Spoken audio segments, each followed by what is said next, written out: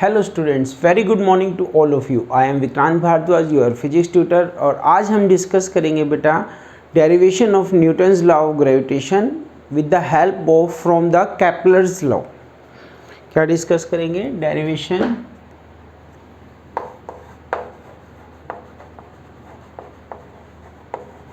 Of Newton's law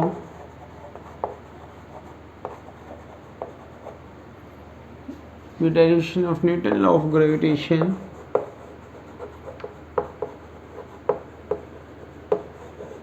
from Kepler's law. From Kepler's law.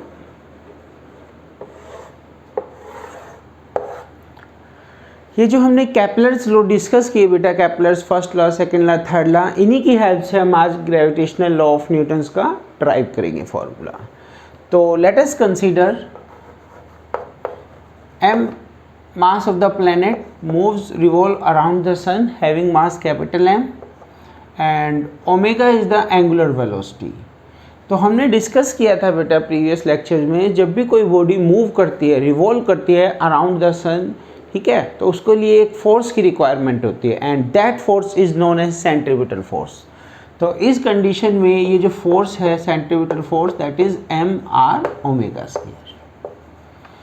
And omega किसके equal होता है? 2 pi upon T. Omega किसके equal होता है? 2 पाई अपॉन टी। तो ये जो एफ है that is M R omega के प्लेस पे 2 पाई अपॉन टी स्क्वायर करोगे क्या हो जाएगा? 4 pi square T square. 4 pi square T square. अब यहाँ से हमने केपलर्स थर्ड लॉ का यूज़ किया। From Kepler's third law, t square is directly proportional to r cube. T square is directly proportional to r cube. तो यहाँ से t square proportionality sign हटेगा, कोई कांस्टेंट के r क्यूब। ये जो वैल्यू है बेटा, दिस वैल्यू, ठीक है, इक्वेशन 1, और ये कहाँ पुट करेंगे हम? इस इक्वेशन में पुट कर देंगे। इसको 1 कर लेते हैं, इसको 2। From 1 and 2, from equation 1 and 2, तो f किसकी इक्वल हो गया? f is equal to M R 4 pi square, और t का स्क्वायर की जगह पे हमने क्या लिख दिया? k r cube. इस r से ये स्क्वायर रह जाएगा, जस्ट r स्क्वायर। तो ये रह गया f is equal to M 4 pi square upon k r square. तो यहाँ से हमको क्या पता चलता है बेटा? एक डाटा, ये जो फोर्स है, force is directly proportional to mass of the planet. This force is directly proportional to the mass of the planet. और यहाँ पे एक इंटरेस्टिंग बात क्या है, ये जो ग्रेविटेशनल फोर्स है, ये नेसेसरी सेंट्रीपिटल फोर्स कौन प्रोवाइड करेगा? Attraction between sun and planet, gravitational force between sun and planet. And we know that gravitational force is a mutual force. Gravitational force is a mutual force. If this force is directly proportional to m, then it should be directly proportional to capital M. Capital M means mass of the sun. तो यहाँ से हमें पता चला, तो ये जो f होगा, f should be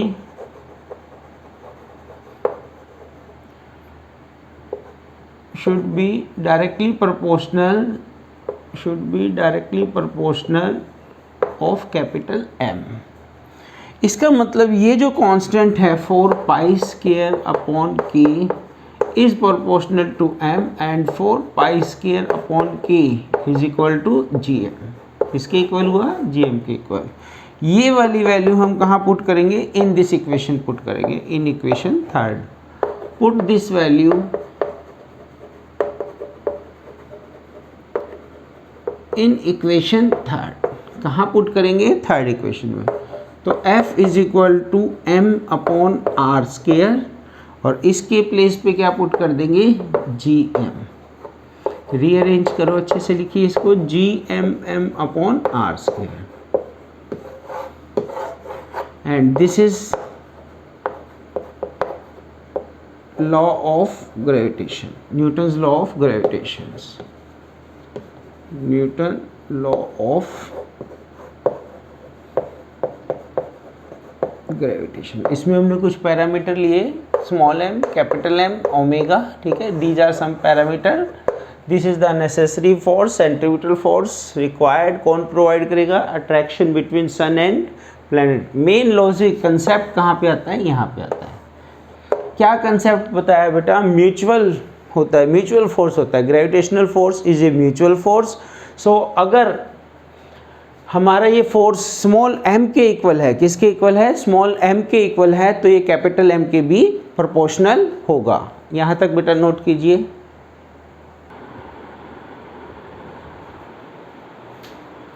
कर लिया बेटा note. Now we discuss gravitation और न्यूटन्स लॉ ऑफ ग्रेविटेशंस। तो फर्स्टली ग्रेविटेशन, क्या समझते हैं आप बेटा ग्रेविटेशन से?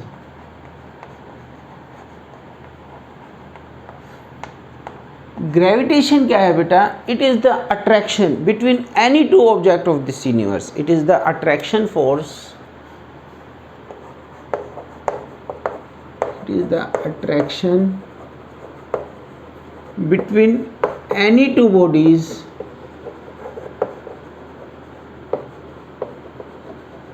it is the attraction between any two bodies of this universe, of the universe। चलिए, ये जो न्यूटन्स लॉ ऑफ ग्रेविटेशन है, next Newton's law of gravitation, इसको हम डिटेल में डिस्कस करते हैं, ठीक है। ग्रेविटेशन का क्या नाम दिया गया? पहले ग्रेविटेशन की क्या डेफिनेशन दी गई? जस्ट ये definition, it is the attraction between any two bodies of the universe. तो यहाँ पे बेटा हमने दो बॉडी कंसीडर की, body A and body B. दोनों का जो मास था रिस्पेक्टिवली m1 एंड m2, और इनके बीच का जो सेपरेशन था दैट इज r। तो ये जो फोर्स ऑफ अट्रैक्शन की बात हुई, इट इज़ द अट्रैक्शन, ठीक है। तो ये एक फोर्स होता है, वो क्या होता है? Directly proportional to product of their masses and inversely proportional to square of distance between them. ये these are two factors. Combining these factors f is proportional to m1 m2 upon r square. और इस proportionality sign को हटाएंगे g m1 m2 upon r square. ये हमारा formula बनता है Newton's law of gravitation का। तो डिफाइन कर सकते हैं बेटा इसको। हम डिफाइन कैसे करेंगे? सुनिए ध्यान से definition. It is the force of attraction between any two bodies of the universe. It is the force of attraction between any two body of the universe, and this force is directly proportional to the product of their masses and inversely proportional to the square of distance between them.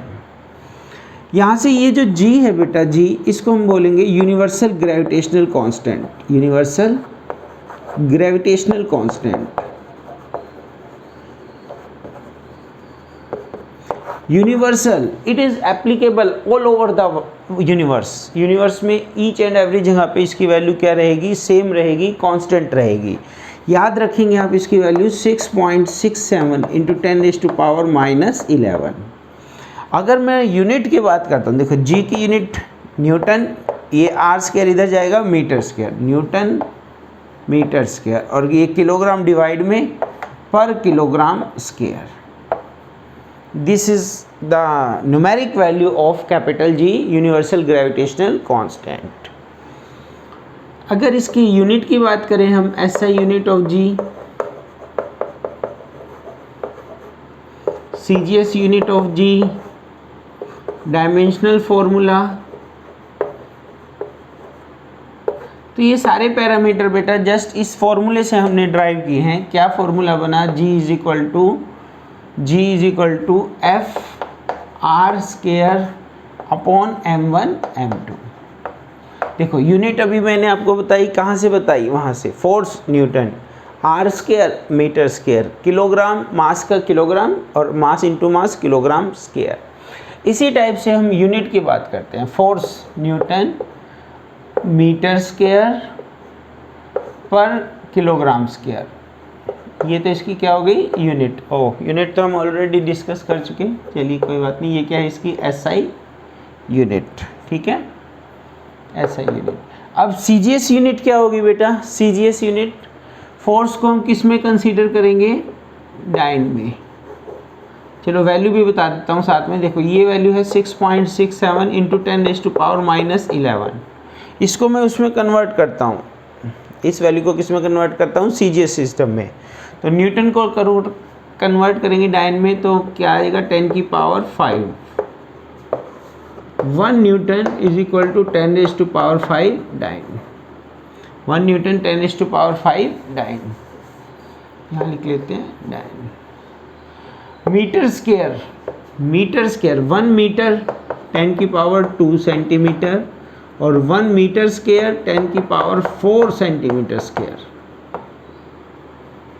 तो यहाँ पे 10⁻⁴, इधर centimetre square, divide में kilogram square, क्या है? Square. तो 1 kg is equal to 10⁻³ gram and 1 kg square 10⁻⁶ gram square. तो 10⁻⁶ से डिवाइड ग्राम स्क्वायर। 5 10 रह जाएगा, 3 रह जाएगा और यहाँ पे -8। तो इसकी जो CGS यूनिट बनी बेटा वो क्या बनी? 6.67 इंटू 10⁻⁻11 + 3 -11 + 3। तो ये बन गई 6.67 10⁻⁻8 डाइन सेंटीमीटर स्क्वायर पर ग्राम स्क्वायर। ये हमने इसको किस में कन्वर्ट किया? SI सिस्टम को CGS सिस्टम में। डायमेंशनल फॉर्मूला देखिए क्या होगा? Force MLT-2, force MLT-2 R square L square.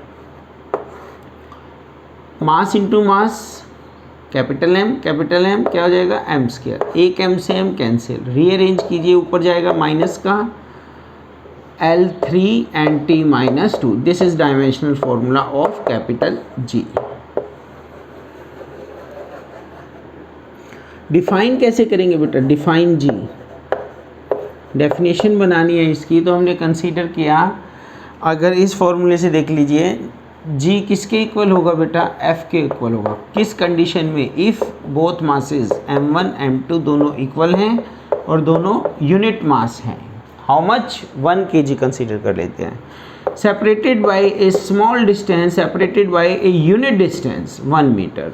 तो इसमें वैल्यू पुट कीजिए, तो यहाँ भी 1, यहाँ भी 1, यहाँ भी 1। तो F is equal to G M1 into M2 upon R square. तो क्या पता चल गया बेटा हमको? G is equal to F। इसको हम वर्ड्स में लिख देंगे।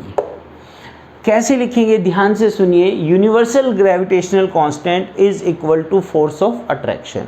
Universal gravitational constant is equal to force of attraction between two bodies of unit mass, separated by unit distance, ठीक है? इस टाइप से हम इसको G को डिफाइन करेंगे। This is all about Newton's law of gravitation. इसके रिगार्डिंग बेटा कुछ पॉइंट्स और डिस्कस कर सकते हैं हम। जैसे ये यूनिवर्सल कहा गया है, इसको universal Newton law of gravitation. Universal का मतलब applicable all over the universe. Universal Newton law of gravitation का मतलब applicable all over the universe. तो ये कोई भी दो बॉडी हो, any two body of any shape any size, इस पे डिपेंड नहीं करता। शेप कैसी है, साइज कैसा है, इन चीज़ों पे डिपेंड नहीं करता। इनके बीच का, दो बॉडीज़ के बीच का मीडियम क्या है, इस पे भी ये डिपेंड नहीं करता। इसके बीच में वाटर है, एयर है, ग्लास है, फोर्स पे कोई इफेक्ट नहीं आएगा, फोर्स की वैल्यू पे कोई इफेक्ट नहीं आएगा। It is independent of medium in between the two masses. दो मास के बीच में मीडियम है नहीं है, डजेंट मैटर, ठीक है? तो इसमें ये पॉइंट्स हम ध्यान रखेंगे। फर्स्ट वन क्या बताया मैंने, शेप साइज पे डिपेंड नहीं करेगा। दूसरा मीडियम के क्या है, इंडिपेंडेंट रहेगा। ये जो ग्रेविटेशनल फोर्स है बेटा, कैसा फोर्स है, कंजर्वेटिव फोर्स है। कैसा फोर्स है, कंजर्वेटिव फोर्स हम डिस्कस कर चुके हैं ऑलरेडी। इसके अलावा इसमें हम बता सकते हैं जो ग्रेविटेशनल फोर्स होता है ऑलवेज अट्रैक्टिव इन नेचर, ठीक है, अभी हमें इसकी इतनी रिक्वायरमेंट या इसकी इम्पोर्टेंट नहीं समझ में आ रही, क्योंकि हम +2 में या 10th क्लास में भी हमने पढ़ा है कूलम्स लॉ। कूलम्स लॉ में क्या होता था बेटा, चार्जेस अगर सेम है तो रिपल्शन, और अगर अपोजिट है तो अट्रैक्शन, तो वहाँ पे दोनों होते थे। पर यहाँ पे क्या रहेगा, ऑलवेज अट्रैक्शन, ऑलवेज अट्रैक्शन। तो एक पॉइंट ये बन जाएगा, gravitational force is always attractive in nature, is always attractive in nature. Thank you very much, have a nice day.